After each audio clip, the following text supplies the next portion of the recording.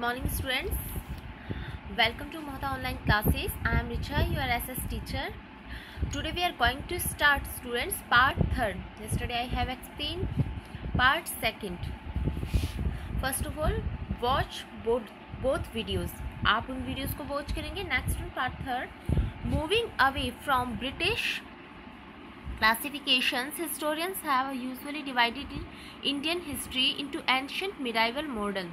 अब हम आगे की तरफ देखते हैं तो ब्रिटिश लोगों ने क्लासिफिकेशंस किया. हिस्टोरियंस जो हमारे इतिहासकार है उन्होंने क्लासिफिकेशन किया, मतलब बांटा इंडियन हिस्ट्री को. किस में बांटा? देखो, अंडरलाइन दिस लाइन. एंशियंट प्राचीन, मिडाइवल मध्य और मॉडर्न यानी आधुनिक. Underline this line. This division to its problem. इस डिवीजन के साथ भी कुछ प्रॉब्लम्स थी. It is the periodizations that borrowed from the west where the modern period was associated with the growth of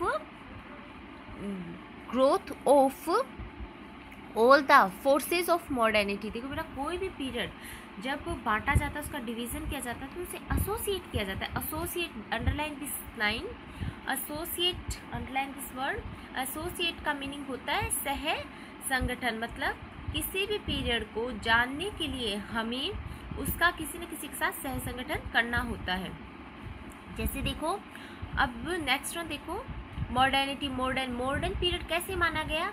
जिस पीरियड के अंदर साइंस यानी विज्ञान, तर्क, रीजन, डेमोक्रेसी, लिबर्टी. डेमोक्रेसी क्या होता है? लोकतंत्र. लिबर्टी होता है स्वतंत्रता. एंड इक्वालिटी होता है समानता.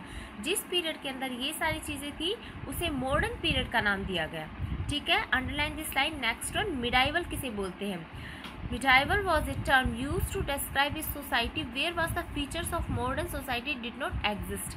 जिस पीरियड के अंदर ना डेमोक्रेसी थी, ना रीजन था, ना साइंस था, ये सारी चीज़ें नहीं थी, उसे मिडाइवल पीरियड कहा गया.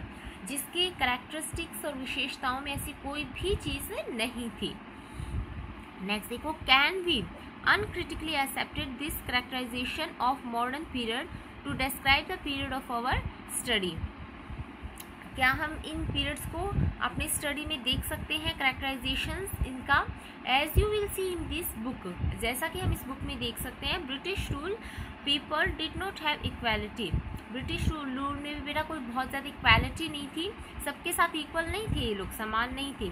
फ्रीडम और liberty. NOR was the period of the economic growth and progress.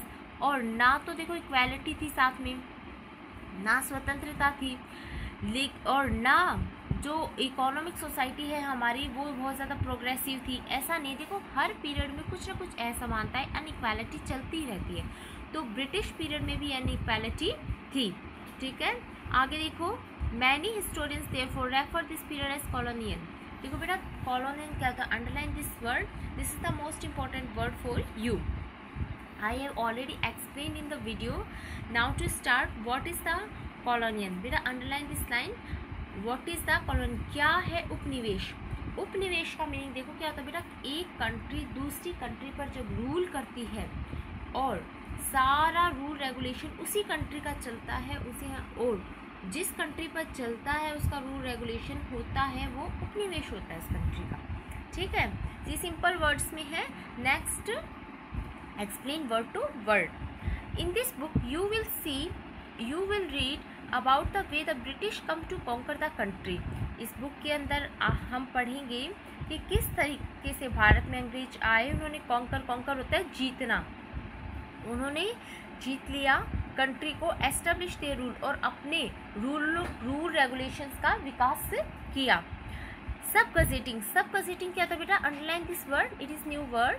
सब गजेटिंग होता है अधीन करना, मतलब किसी के हम अधीन होते हैं. पहले भारत में क्या था बेटा? लोकल नवाब्स और राजास थे. पहले भारत उनके अधीन था. देखो, राजा वगैरह का शासन था इंडिया में, तो वो ही शासन चलाते थे. ठीक है, अंग्रेजों के आने से पहले जैसे औरंगजेब का बहुत एम्पायर बहुत बड़ा था, उसके बाद भी बहुत छोटे छोटे शासक आए, तो उनके अधीन था भारत. ठीक है, you will see how they establish control over economy and society. आप इस चैप्टर के अंदर देख सकते हो या देखोगे कि इकोनॉमी और हमारी सोसाइटी के अंदर कैसे उन्होंने कंट्रोल किया. ठीक है, नेक्स्ट देखो, collected revenue to meet all their expenses. उन्होंने कलेक्ट किया, रिवेन्यू क्या होता है बेटा, कर को कलेक्ट करना, ऑल देयर एक्सपेंसेस, अपने खर्चों के लिए। बोट द गुड्स, उन्होंने माल खरीदा, they wanted at low prices पे, यानी कम कीमत पे। Produce crops they needed for export, उन्होंने वो सारी क्रॉप्स, जितनी भी फसलें हैं मतलब उगवाई एक्सपोर्ट्स के लिए, यानी बेचने के लिए। And you will understand at the changes that come about as consequence, और आप इन चेंजेस को देख सकते हैं और इनके परिणामों को समझ सकते हैं। Consequence, underline this word, consequence होता है परिणाम।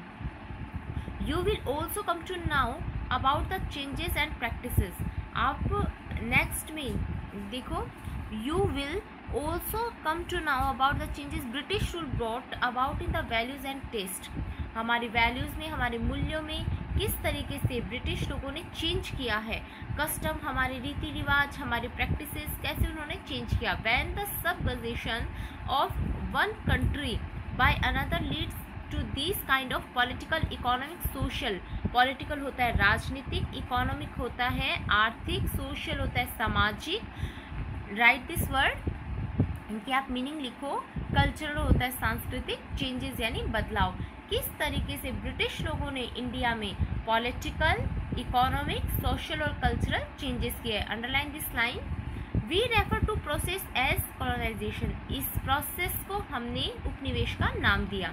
You will see find the classes and groups did not experience this changes in the same way, that's why the book is called our past in the plural. देखो बेटा, our past one, our past second, our past third, ये आपकी books के नाम है। ये हमारी history को शो करते हैं, पार्ट के अकॉर्डिंग डिवाइड कर रखी है, इससे इनका नाम इस तरीके से डिवीज़न के अकॉर्डिंग रख रखा है, ठीक है। Tomorrow we will start part 4, okay, part 4 and part 5. Today is sufficient, students. If you are facing any problem, you can discuss with me. Thank you very much. Okay.